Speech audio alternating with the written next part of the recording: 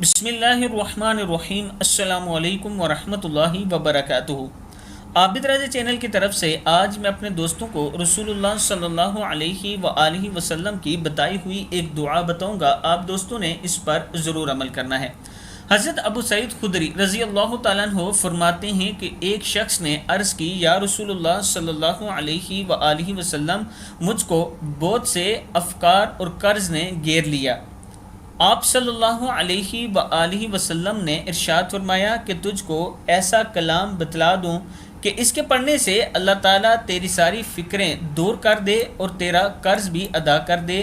اس شخص نے عرض کی، بہت خوب۔ تو آپ صلی اللہ علیہ وآلہ وسلم نے فرمایا، صبح و شام یہ کہا کرو، اللہم انی اعوذ بک من الہم والحزن واعوذ بک من العجز والکسل واعوذ بک من الجبن والبخل واعوذ بک من غلبۃ الدین وقہر الرجال۔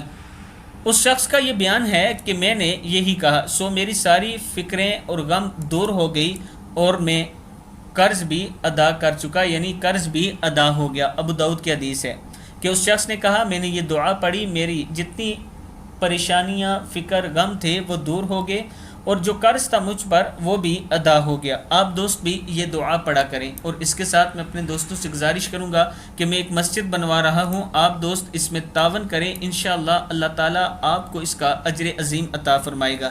یہ نیچے میرا واٹس ایپ نمبر ہے، آپ اس پر رابطہ بھی کر سکتے ہیں، اور اسی پر ایزی پیسہ اور جائز کیش بھی موجود ہے۔ السلام علیکم ورحمۃ اللہ وبرکاتہ۔